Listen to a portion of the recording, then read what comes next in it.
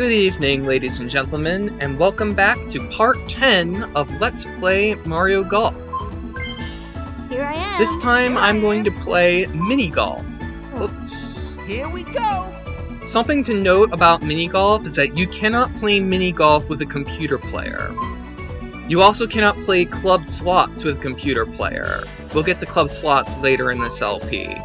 You can play skins matches, regular matches, and stroke play with a normal computer.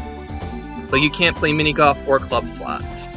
Not that it matters, we're gonna play mini golf by ourselves anyway, because I am a math nerd who is considerably lonely.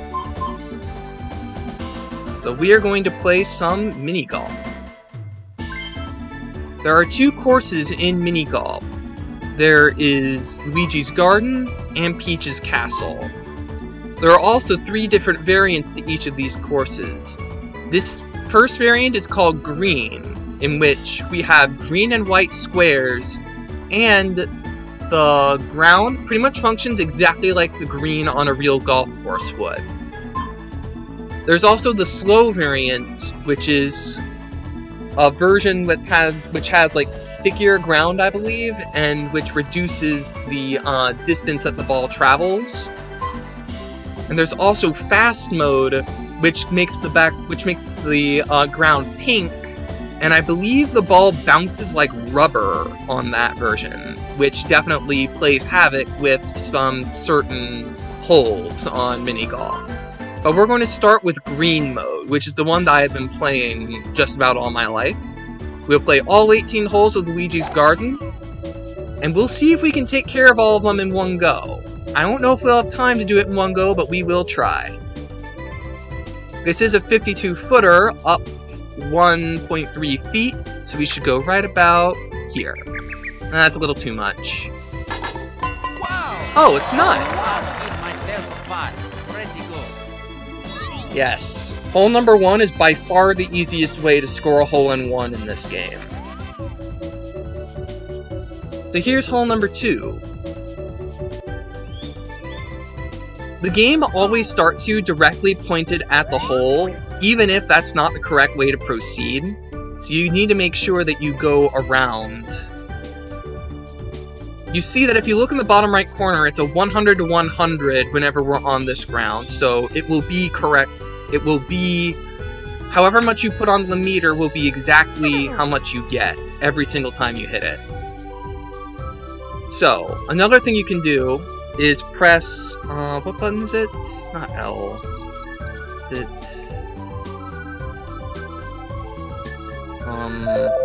press start, and then click on course view to get an overhead view. This is actually an excellent way to see how you can bounce off certain angles and walls in order to get to the hole. Do a little bit of geometry. Follow those angles, determine the optimum path to the hole, set your distance, and see if it works.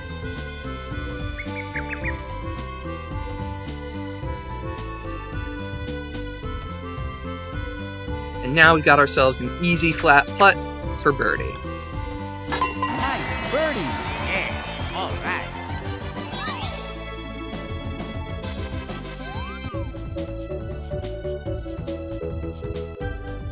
So, you have 2 options here on hole number 3. You can bounce off this wall and go over a jump, or you can take the safe path and go off to the right. I, being the intelligent, methodical math teacher of a player, am going to take the safe route. My plan is to hit this wall to make a 90-degree angle and go past that lip in the middle of the 3 that I'm currently pointing at. So I want to aim a little bit to the left to ensure that I don't hit that lisp. I'll go a little bit over 100 feet. Did not work. But I did bounce off there, so I do have sort of a shot toward the hole using this wall that I'm currently facing. So it's 46 feet to go directly there. It looks like the hypotenuse of about a right triangle, so I would say maybe 60-70 feet I should be aiming for.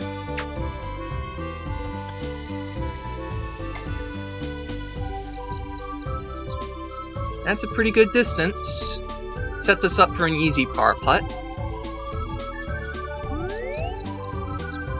Tilted very slightly, but we can adjust for that, no problem. Nice par.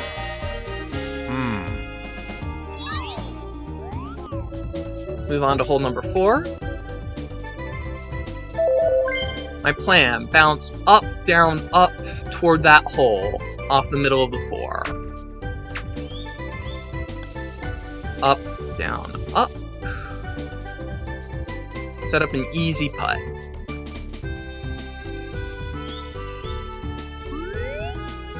Totally flat, no trouble at all. Nice birdie. Yeah, all right.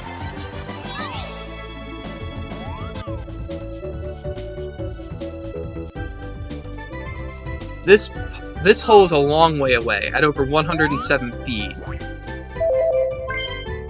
If you look at the approach to the right, I do have some 45-degree angles I can bounce off of to go off right angles, but I wouldn't be able to set up a hole-in-one that way, since the middle of the 5 doesn't have any corners at an angle. It's difficult to describe. There aren't any 45-degree angles in the middle of the 5, only 90-degree angles, so I wouldn't be able to set up a hole-in-one that way. So instead, I'm going to go for the jump this way. It's very easy to overhit it and go out of bounds through this, so you have to be very careful. Going out of bounds is a stroke penalty, so it can be devastating to your score if you screw it up.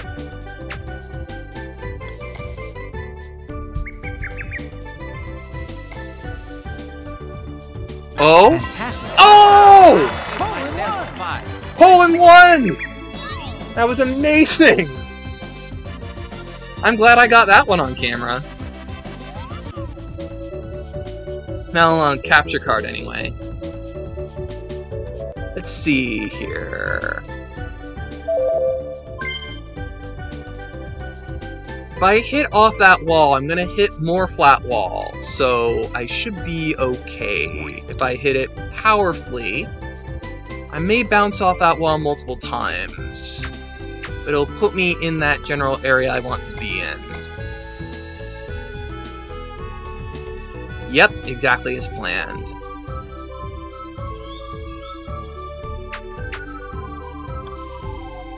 Nice birdie. Yeah. Very nice. Hole number 7 is pretty easy. We're gonna aim up this stretch, and we're going to bounce off that wall right in front of us to bounce this way, and then off that wall to try to aim for that hole right there. We do need to be very careful because it does go downhill if we go too far, and there's actually a hole in the fence that can lead us to go out of bounds, so we do not want to end up in that area. So let's see here. Just do a bit of geometry, line ourselves up. And it's 57 away as the crow flies, so I say that's about 70 if we're taking those bounces. Came up a little short, but it's okay.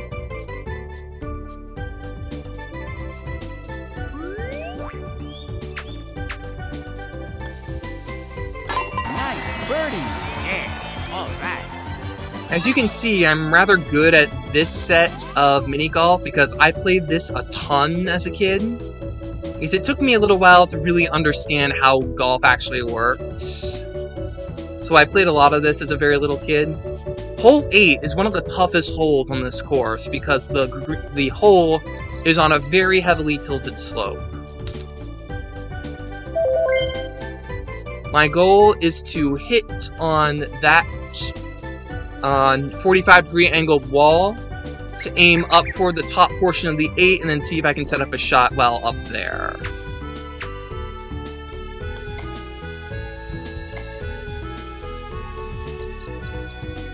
I think I aimed it hit it a little too hard. I hit it harder than I wanted to. So now this is a very difficult, very strongly tilted putt. Let's see if we can aim around 23, 24-ish and let gravity pull that ball back down.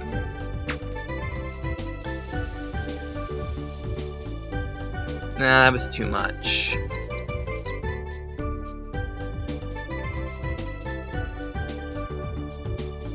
Let's see here.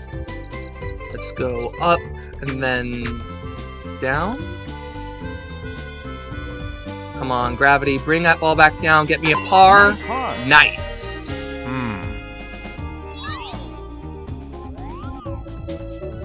Glad I got through that one okay. Let's see. Probably the safest approach to this hole is to aim down here and circle my way around using these 45-degree angle balls to make 90-degree angle shots.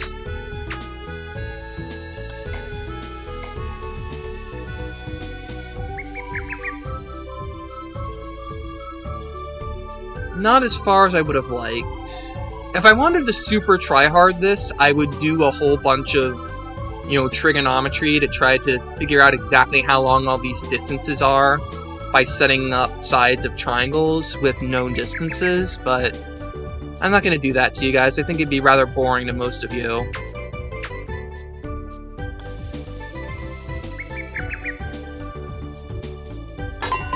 Very good. I'm at 9 under so far. Let's see, hole number 10. There are two good strategies here. One strategy is to aim up for the top and then use those walls to come back down. The other strategy is to bounce the ball back and forth tons of times through the middle section. I think that second strategy is going to be more entertaining to watch, so I'll do that. Unfortunately, I ended up in the upper area. It is a straight shot down there, but it is pretty long. Let's see. It's flat most of the way and then uphill. Are there any sideways tilting? Doesn't look like it. So I'll aim for a little over 50.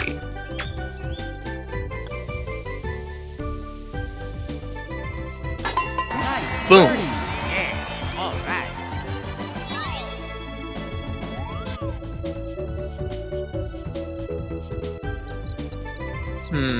What should I do here?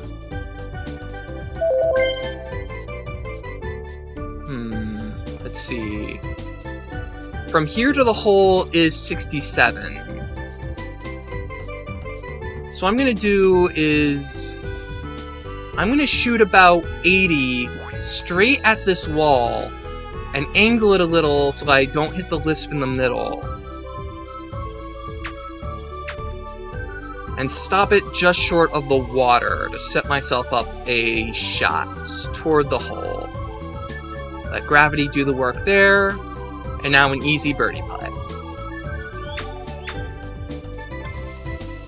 Nice birdie! Yeah, alright. Hole number 12. I do have the option of taking this jump, but considering that the jump requires just as many wall bounces as going the long way around and is considerably riskier, I don't think that's a worthwhile risk. Especially since it's hard to see up here, but it is a long way down in terms of elevation, 6.61 feet. So it's very easy to overshoot the lower ground going off that jump, so I'm not going to chance that. Let's make sure we're going straight. I like to use the checkerboard pattern and ensure that my line is parallel with the checkerboard to see that my shot is straight. Alright, that should do it.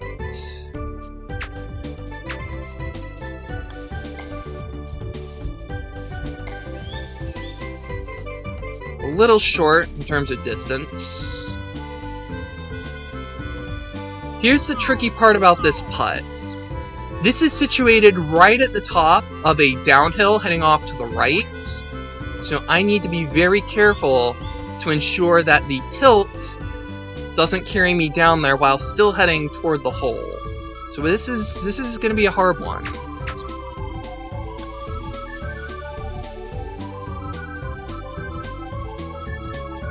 Nice touch. It stayed flat, it didn't hit the downhill. So I guess that was the safe approach. Nice par.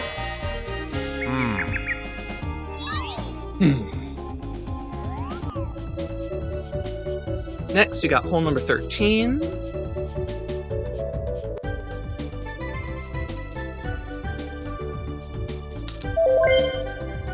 We do have 45-degree walls here, but not in the straight stretch where the flag is. So I'm just going to use the bouncing repeated bouncing strategy like I did for hole number 10.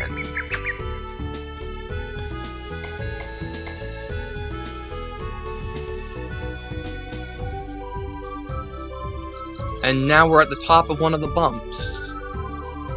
Bit of a tricky approach, but we can hit it gently and let gravity ride the ball down the hill toward that hole. And I aimed a little too far right.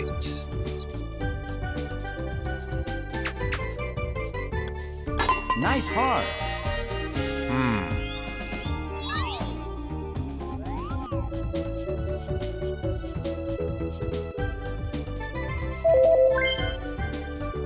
Notice that the low portion of the E is more shaded than the rest. That's because it's at a lower elevation. The elevation between here and the cup is pretty close to even, but if we go too far to the bottom portion of the E, then we're going to end up having to climb back uphill with a very nasty putt. So let's not do that, and instead stay in this upper to middle area using the wall bounce strat again.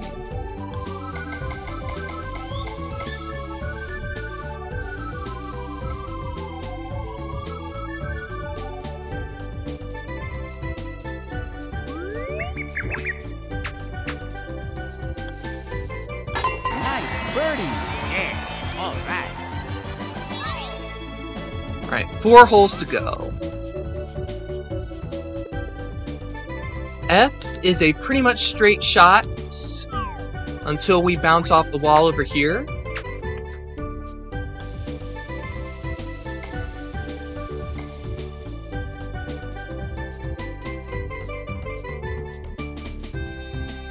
It is uphill from here, so it's very difficult to get a shot powerful enough to hole in one from there without risking hitting the pin and bouncing away from it.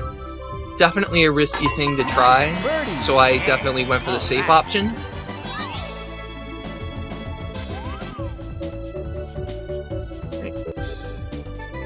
It's also very risky to try to go over this jump because the pathway across from there is rather thin. So I'm going to use the safe strategy of going over here.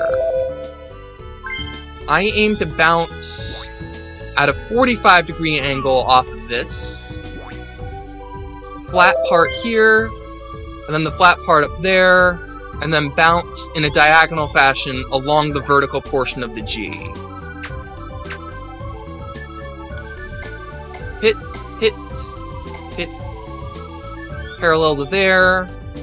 I didn't quite reach the vertical portion of the G, but it should still be okay. It is tilted throughout, so I gotta be careful about that as I putt.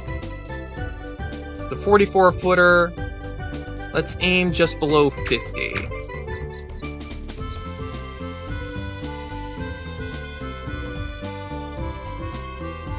Hit a good distance, Nice but touch. I didn't account for the tilt as much as I should have.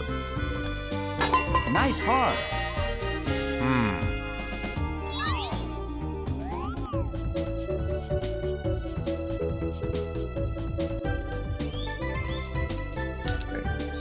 Let's go for the wall strat again. You'll definitely want to hit it pretty hard in there, because not only are you going through there, it's uphill through the middle of the H, so you're definitely going to want to put some power into it. Otherwise, you'll stop in the middle of the H and you won't have a clear shot.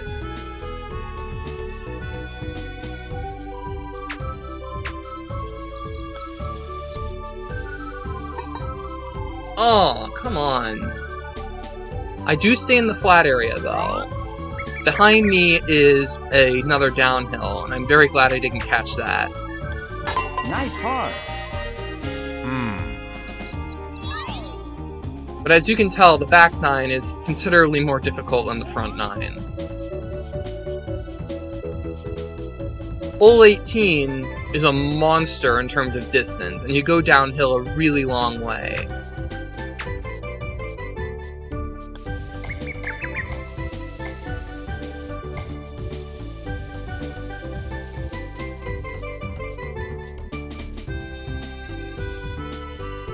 It looks like the ball caught the downhill and is heading toward the bottom.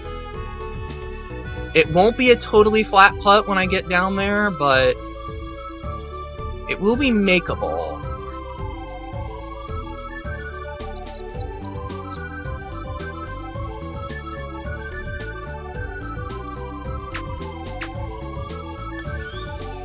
Up, down, sinks it for birdie. Strong finish. And that is mini golf, at least the very first variant of the first course. I plan on having mini golf be played after we complete one of the each of the 6 courses. I alternate between the 6 courses and mini golf. There will be an exception. I will do 2 mini golf sessions to finish it off. I will do a mini golf course number 5 and number 6 after I complete the 5th course, because the last course of the game is rather special and I want to end off on that. So that's basically when you can expect more mini golf. I finished with a score of 14 under par, which is definitely very good. I even sank 2 holes in 1, which I'm very excited about. First one, not so much. I've done it hundreds of times, but that second one, I don't remember hole-in-one-ing number 5 very much.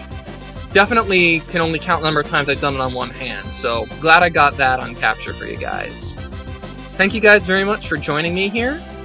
When we come back next time, we will take on the Koopa Cup with Yoshi in a brand new course. So that will be exciting. Do your reading, do your homework, ask your instructor questions, and go to office hours. See you guys.